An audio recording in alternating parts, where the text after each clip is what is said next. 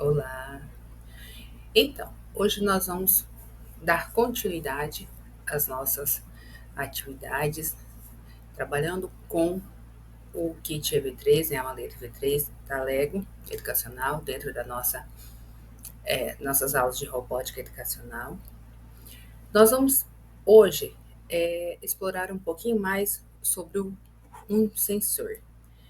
Hoje nós vamos falar sobre o sensor ultrassônico. Nós percebemos aqui que esse sensor ele tem como se fosse um par de olhos, né? A base para ser fixada no bloco ou uma estrutura, né? E aqui parece, ele tem a impressão que dá são dois olhinhos, né?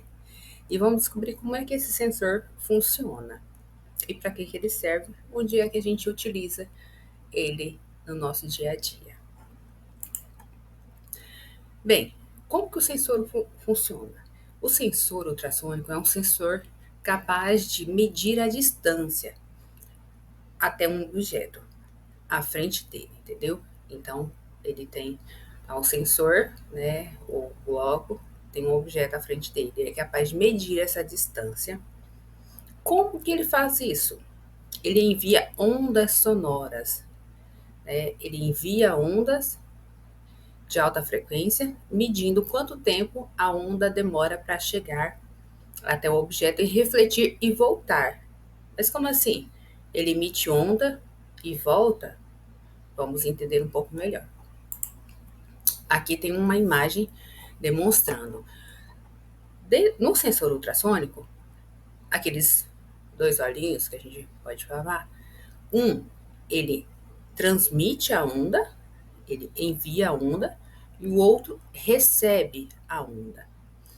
Então, o sensor, emite, o outro recebe.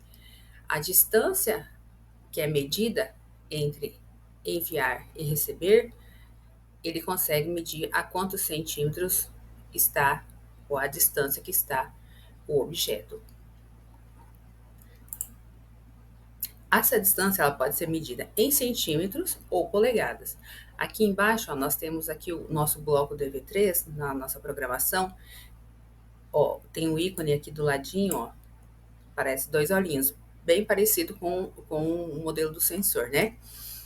Aqui no caso nós temos a porta 4, né, que é a porta que o sensor vai estar conectado no bloco, pode ser outra porta aqui também, né? Mas o que interessa aqui, ó, o que é mais importante para nós aqui, a condição, né, menor que eu, poderia estar maior que, igual, né?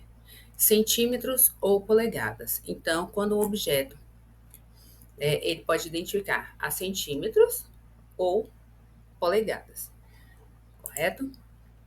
Tá.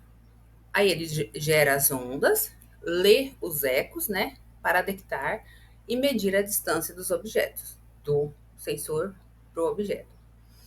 Ele também pode, depende da nossa programação ou qual função que nós determinamos para ele, ele pode enviar ondas sonoras, né, para trabalhar como um sonar. Ou ainda ouvir a onda sonora que desencadeia o início de um programa. Por exemplo, quando temos um robozinho montado ali. Quando esse robozinho estiver, quando aproximar um objeto, independente da cor, né, um objeto qualquer, quando eu aproximar esse objeto, ele pode andar, ele pode girar, ele pode emitir um som.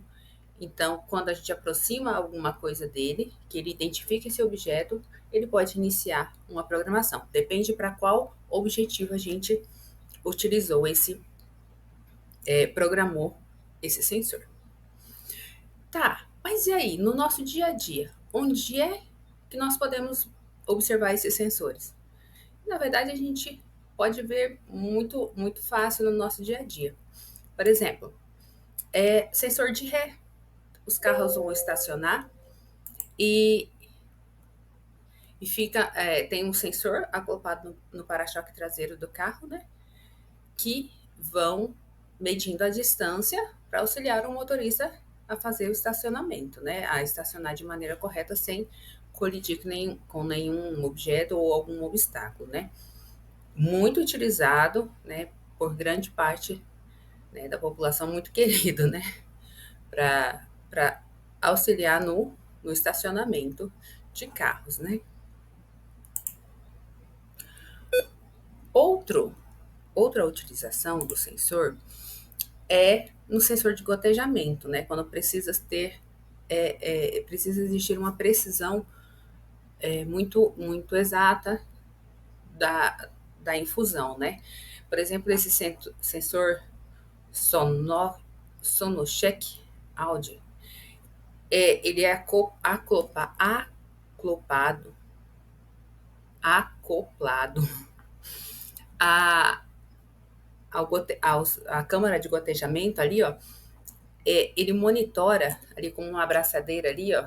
Ele monitora o líquido, né, na terapia aí de infusão, na diálise ou na nutrição parental. Então, assim, muito importante também a utilização dele para uma precisão da, da infusão.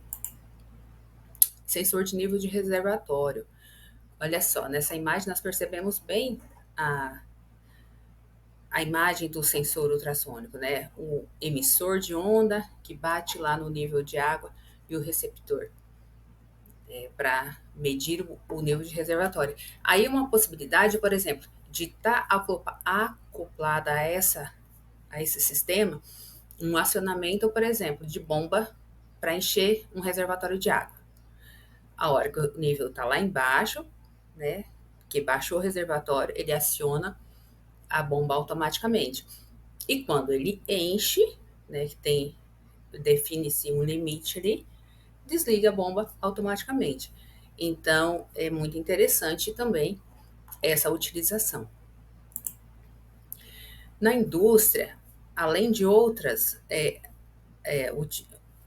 meios para se utilizar, por exemplo, aqui nessa imagem, nós temos para conferência se as embalagens estão bem vedadas ou se houve alguma falha ali. Porque quando ele passa, na imagem aqui que tem uma caixa que está com falha no fechamento, ele já identifica.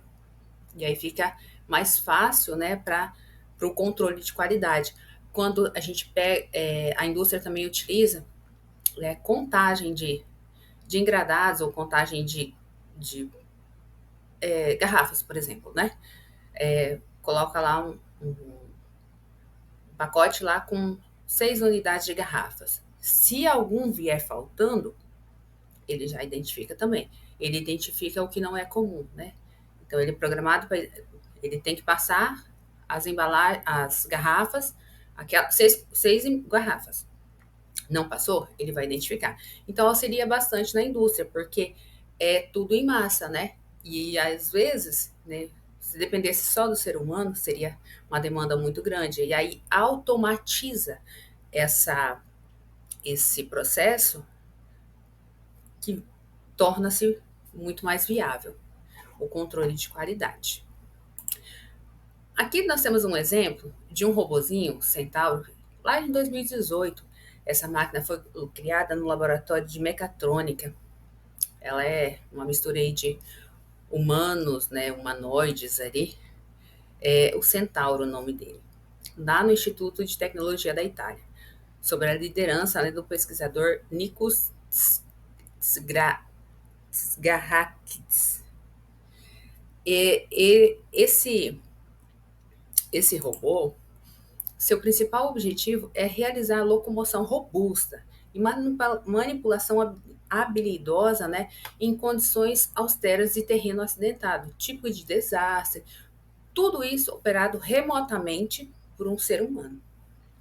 É muito interessante utilizar as máquinas, a tecnologia, onde o humano não pode ir ou seria muito perigoso, né?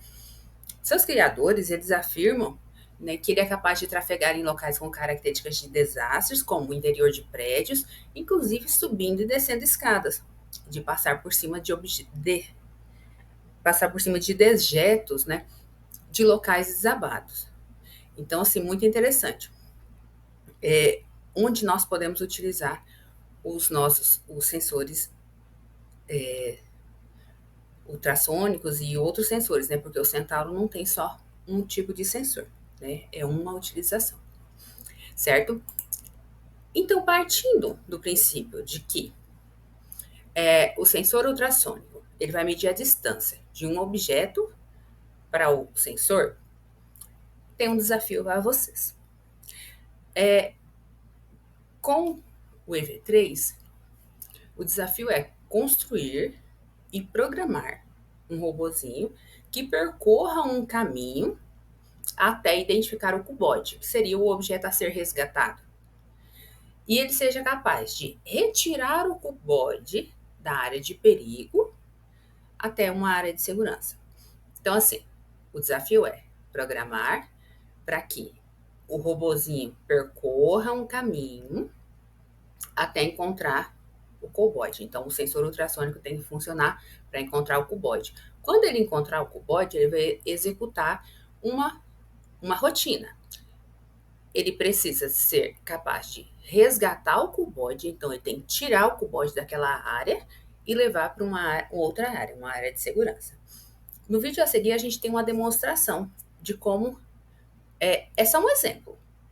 Vocês podem construir de acordo com o que vocês acharem que vai funcionar. Ele só precisa fazer o resgate.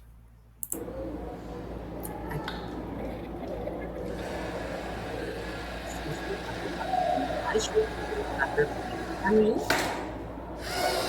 identificou o cuboide, virou, tirou o cuboide da área, levou para uma área de segurança e encerrou a programação. Então esse é o desafio, para que o sensor vocês consigam colocar e programar, né? Montar um robozinho com um sensor que identifique o objeto, que o sensor funcione. A distância, vocês é quem vão determinar e qual é a rotina que ele vai fazer. O importante é chegar, identificar o objeto e levar o objeto para outra área, certo? Então era isso para a aula. Qualquer coisa estamos à disposição.